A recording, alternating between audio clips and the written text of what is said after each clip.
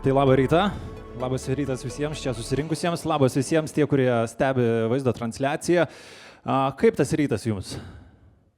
Geras? Nes buvo tokių, kurie čia praėjo ir sveikinusi, sako, labas vakaras, dar truputėlį, tai reikia atsibūsti. Tai sveiki, mano vardas yra Tomas ir šiandien būsiu su jumis iki pat vakaro, turėsime labai daug prašnekovų, prezentacijų, daug ką sužinosime, dėl to matyt pasirinkot ne veltui ir šitą stage'ą L ryto. Apskritai šitam gražiojam renginy, šitoj konferencijoje matysime daugiau nei 40 pranešėjų iš Lietuvos, iš užsienio, taip kad tik pradžia, startuojam gerai ir noriu jūs supažindinti su pirmoju pranešėju, tai yra Edgaras Abromavičius. Ar galim čia susirinkę paploti jam, pašildom tą rytą.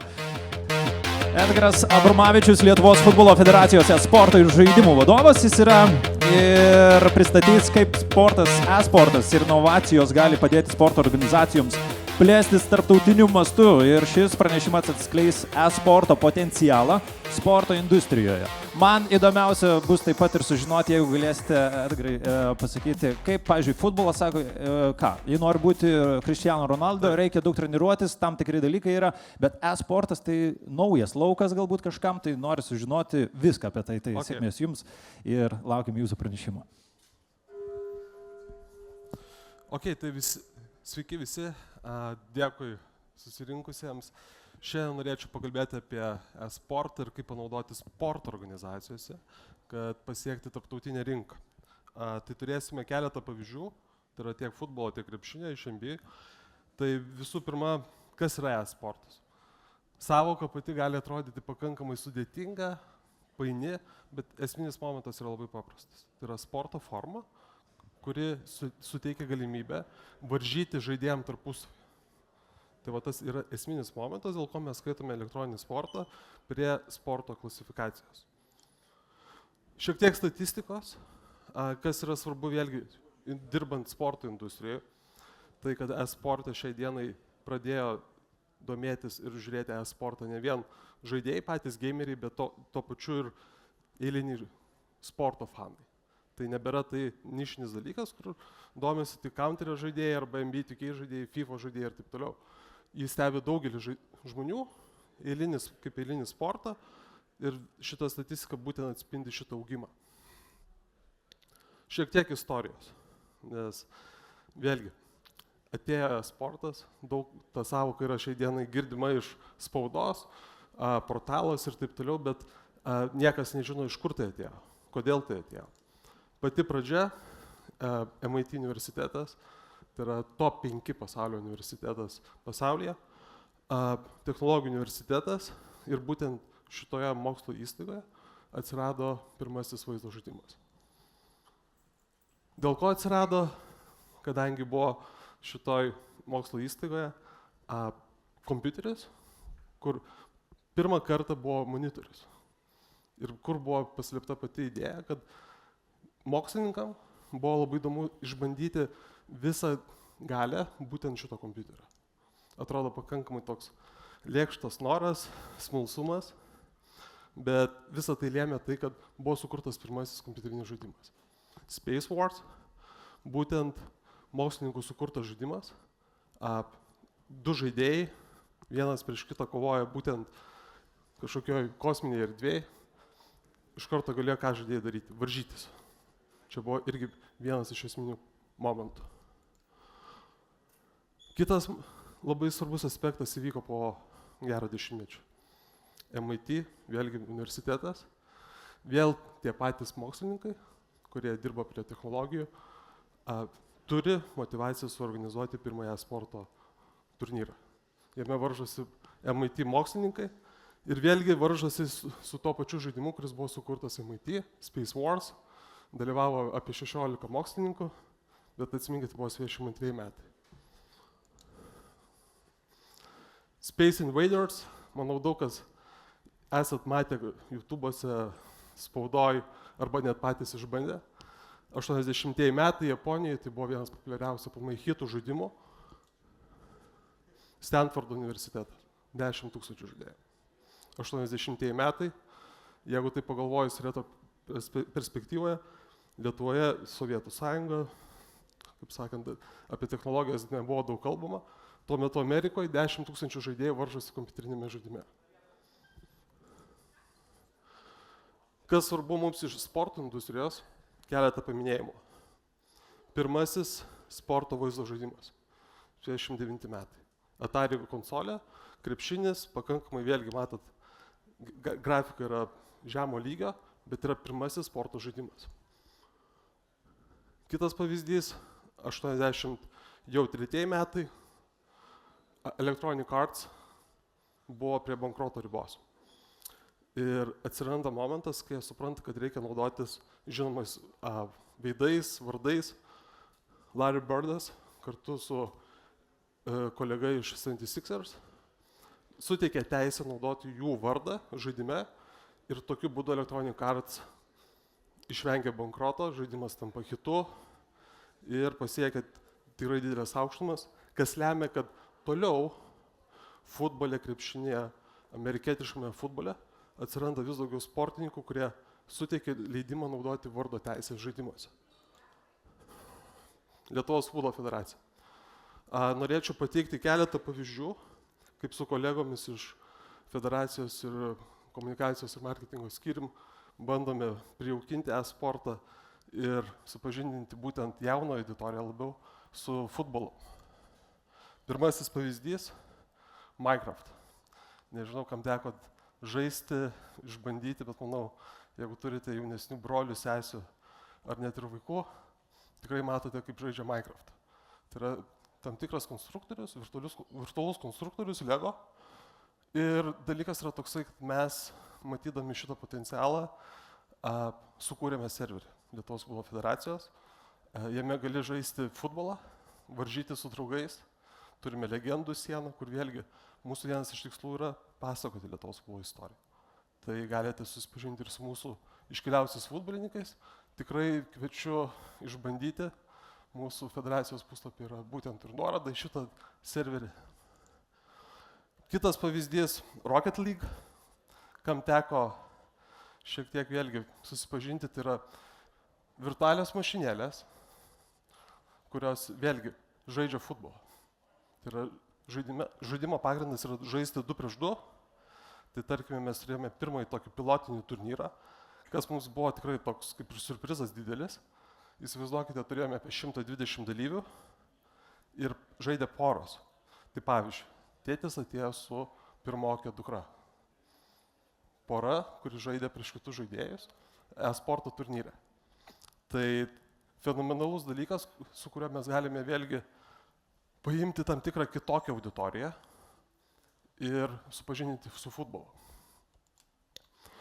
Mūsų pagrindinis e-sporto projektas, tai yra Lietuvos čempionatas, tai yra e-sporto lyga. Dirbame kartu su Electronic Arts kompanija ir pagrindas yra toksai, kad vėlgi mūsų visi A-lygos klubai dalyvauja. Tai mes labai džiaugiamės vėlgi klubų iniciatyvą, kad visi būtent sutiko dalyvauti šitame inovatyvime projekte. Ir pagrindas yra koks. Kiekvienas klubas turi po 2 e-sporto žaidėjus, kurie varžosi 3 turus, tai yra žaidžia 3 kartus vienas prieš kitą. Ir vėliau finalinį renginį, kurio metu vėlgi turime atkrintamasis varžybas. Ir pirmoji vieta patenka į čempionų lygą. Kalbant apie čempionų lygą, šiemet turėjome čempioną iš Vilniaus Žalgirio. Tai kartu su Vilniaus Žalgirio žaidėjų buvo tokie varžovai kaip Manchester City, Fenerbahče klubas ir visi kiti. Lygiai tie patys klubai, kurie dalyvauja įprastoj čempionų lygoj. Tai kai spaudoje būna, pavyzdžiui, pranešimai apie tai, kad mūsų futbolo klubai dalyvauja europinėse atrankose, tai mes turime pirmą atvejį aplamai istoriją sporto, kad mūsų klubas žaidė čempionų lygos grupė etape, bet elektroniniai versijai. Tai jau mes dalyvavom grupė etape čempionų lygoje. Kitas pavyzdys – pasaulio čempionatas. Įsivaizduokite tai, kad Vilniaus Žalgirio klubas, kuris laimėjo Lietuvos čempionatą, patenka į čempionų lygos grupę etapą, elektroninę sportą, aišku, ir pasaulio čempionatą, grupę etapą. Tai šiemet turėsime klasikinio futbolo FIFA klubų čempionatą pasaulio. Tai mes lygiai tokią pat alternatyvą turime sportą. Vilniaus Žalgiris dalyvauja pasaulio čempionate. Jau kaip ten susiklosto ir kokie rezultatai, piniginiai prizai, tai jau lemia vėlgi sportiniai dalykai. Kitas dalykas - rinktinė. Mūsų pagrindas yra aplamai visos struktūros toks, kad Minecraftas, Rocket League yra kaip masiškumo skatinimas, tai kad supažintume jauniausią auditoriją. Klubinis čempionatas vėlgi yra jau vyresniems žmonėms, paaugliam ir jaunimui skirtas, o būtent turim Lietuvos rinktinę, kurie gali dalyvauti patys geriausi mūsų žaidėjai. Tai žaidėjai būna tiek iš Vilniaus Žalgirio, Hegelman klubo ir jie dalyvauja pasaulio čempionatuose. Vėlgi rezultatai būna visokie, bet pastaruoju metu vis gerėja ir tikimės, kad artimiausiu metu pateksime į top 16, į top 8 etapą. Kitas naujausias pavyzdys, keisas - Football Manageris. Tai yra unikalus žaidimas, kurio metu tu valdai klubą. Ir įsivaizduokite, esate kompiuterinio žaidimo žaidėjas ir jūs turite galimybę valdyti, pavyzdžiui, Zagrebo Dinamo klubą. Ir čempionato pagrindas, kurį organizavo FIFA, buvo toksai, kad geriausias futbolo vadybininkas laimi pasaulio čempionatą. Tai mes įsiuntėme būtent Aivarą ir Justiną, kurie varžėsi šitame čempionate, beveik pateko į top 4 ir laimėjo piniginį prizą pakankamai didelį. Tai vėlgi, ką mes galime suteikti savo žaidėjams, tai yra galimybė dalyvauti tarptautiniai erdvėjai ir ta erdvė suteikia galimybę vėliau jau uždirbti tuos tikrai didelius pinigus. Kitas keisas, jau kalbant ne apie futbolą, tai kaip matėte, turim tikrai gerą platformą, kurioje galima parodyti save tarptautinėje erdvėje. NBA pavyzdys, truputėlį nukeliaukime į kitą sporto šaką. Kodėl įdėjau šitas nuotraukas būtent? Tai jeigu kas iš vyresnės gal kartos atsiminat, 99 metų NBA lokautas, Spursai laimėjo NBA čempionatą prieš Knicksus finaluose. Ir grįžtant į San Antonijų, visa Spurs komanda žaidė StarCraft. Kaip tai padarė iš techninės pusės lėktuvė, aš negaliu pasakyti, nes buvo LAN ryšys, bet faktas. Praėjus 17 metų NBA paskelbė apie e-sporto lygą. Koks principas yra e-sporto lygos būtent NBA organizacijai? Momentas yra toksai, kad kiekvienas žaidėjas, kuris žaidžia NBA tik žaidimą, gali papulti draftus. Draftų metu tave gali pašaukti lygoje komisaras. Tarkime, pastaruosius keletą metų pirmas šaukimas tada būna atliekamas Adamo Silverio, kuris tiesiog anonsuoja šaukimą. Ir tokiu būdu tu patenki vieną iš komandų. Kaip paprastoji NBA lygoje, mūsų klasikiniai, tai tas pats yra ir e-sporto lygoje. Kas yra tikrai išskirtinis atvejis, dėl ko mes ir pabrėžėm tarptautinį momentą, įsivaizduokit Amerikos ir Kinijos santykiai šiai dienai. Jis yra pakankamai toks sunkus ir įtemptas, bet Amerikos e-sporto lygoje, NBA, rungtyniauja Kinijos klubas. New Yorko Knicks susitinka su Kinijos klubu, Šanchajaus Tigers. Tai yra fenomenalus dalykas. Kitas pavyzdys, Europoje mes turėjome irgi keletą bandymų. Tai tikrai yra vis dar ta, kaip sakant, galimybė tai padaryti. Turėsime per pietus pokalbį su Gustavo iš FIBA. Klubai vis daugiau investuoja ir Europoje e-sportą. Tai yra vienas iš pavyzdžių, kaip vyko ir tuo metu dar prieš karą. Europos Eurocup ir Eurolygos klubai susitiko vieni prieš kitus ir varžėsi elektroniniai sporto lygoj.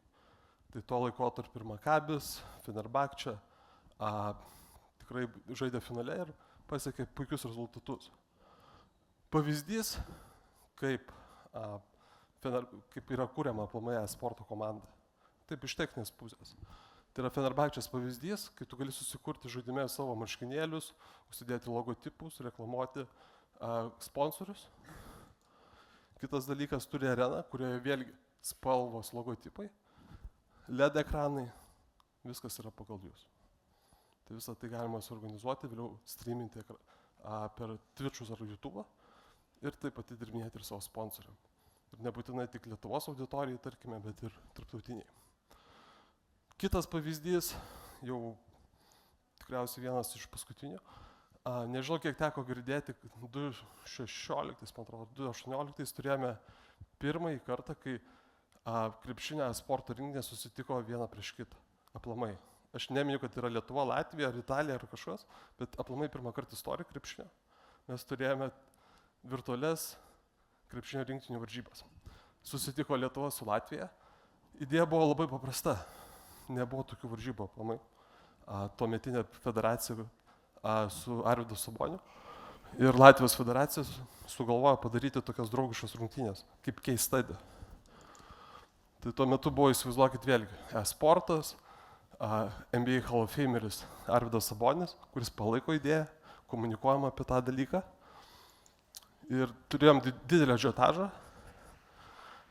Prie to daug prisidėjo ir Jonas Miklovas, Subesket News, Inas Grinevičius ir kiti.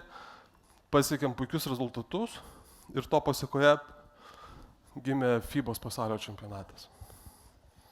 Tai būtent apie FIBOS pasaulio čempionatą ir kalbėsime vėliau per pietus su Gustavo iš FIBOS, bet šiai dienai Amerikos rinktinė sudaryta iš NBA žaidėjų, tarkime, varžosi su Turkijos krepšinio rinktinė finaluose, kur yra, pavyzdžiui, sudaryta Fenerbahčės pagrindu. Tai vėlgi turime panašias rungtynės ir kovą kaip ir olimpinėse varžybose. Ir paskutinis, gal toks akcentas, ką norėčiau pasakyti, įsivaizduokit, jeigu šiai dienai turime futbole pasaulio čempionatus, klubinius čempionatus, rinktinių čempionatus, ir jeigu vieną dieną kažkada Barcelona žais prieš Los Angeles Lakers. Ir tas yra tikrai realu, kol kas to neturim, bet aš manau, kad Gustavo iš FIBOS būtent atskleis daugiau, ar tai manoma ar ne. Dėkui labai uždėmesį ir jeigu bus klausimų, prašau. Dėkui Jums, Edgarai. Auditorija, gal turite klausimų, kuriuos norite užduoti Edgarui? Rankų miškas. O, vienas yra, labai gerai. Tai gal prinešiu mikrofoną, kad girdėtųsi ir internete. O sakykite, kurie iš išvardintų aspektų Lietuvoje būtent sukurti yra Lietuvos idėjinio ir realizavimo produktas? Turite minėti turnyrą ar žaidimą? Jūs paminėjote keletą, sakykime, tenais aspektų, kuriais tas sportas vystosi ir aš kaip suprantu, daug jų yra pakankamai tarptautinio pobūdžio, tai galbūt kažkurie Lietuvoje sukurti? Tai pagrindinis dalykas yra, kad elektroninėme sporte, antraip negu klasikinėme sporte, mes naudojame kompiuterinį žaidimą. Kompiuterinis žaidimas yra sukurtas publisherio, kūrėjo, tai yra UK kompanijos Electronic Arts. Mes savo ruožtu, ką galime padaryti, tai yra turėti sutartį su publisheriu, kuris mums suteikia galimybę organizuoti tam tikrus turnyrus. Jau kalbant apie grinai mūsų kaip produktą, kad žaidimo kūrimas, appso kūrimas, mes turime keletą pavyzdžių, bet kol kas šie žaidimai, kurie yra sukurti, nėra e-sporto rungtis. Tai va toks yra momentas. Tarkime, tas, kas buvo su krepšinio federacija, vėlgi pasaulio čempionato tokia kaip ir intencija ir pirmo case study, tai buvo grinai Lietuvos vėlgi pati pirminis žingsnis iš šių pusės. Atsakė į klausimą, ar ne? Turime dar vieną, gerai. Ar galiu paklausti angliškai? Yeah, sure. Yeah, in Lithuania, a lot of famous esports gamers, for example, in CSGO, a lot of famous world championship. And what do you think? Could sports club and leagues collaborate with this sportsmen, not in esports tournament, but in maybe in a sports game, in match days, etc., etc.? And why some clubs and league don't do it? So the main thing is that we have to separate sports games and other games. When we are talking about sports games, it's as much easier to have a collaboration and partnership with sports organization because there is no killing or something else or energy drink as many as you have in CSGO or other games. When we are talking about Fortnite, CSGO, the main issue is shooting. And in this way, when we are talking with EuroLeague, NBA, FIBA, UEFA, nobody can to allow this kind of thing. So that is the reason why we don't have in Lithuania at least Counter-Strike or Fortnite teams in sports organizations at the moment. So that is the main issue and why there is no such examples. Gerai, ačiū. Ir dar klausimas, čia apie futbolą buvo paminėta kalba, tai Lietuvos rinktinė, kuriame žaidžia stadione vis dėlto? Virtualiame. Bet yra vietos jau kur, ar ne? Turime tikrai labai daug. Supratom, gerai. Tai ačiū Jums, Edgarai, dėkuoju Dėkui. už pranešimą.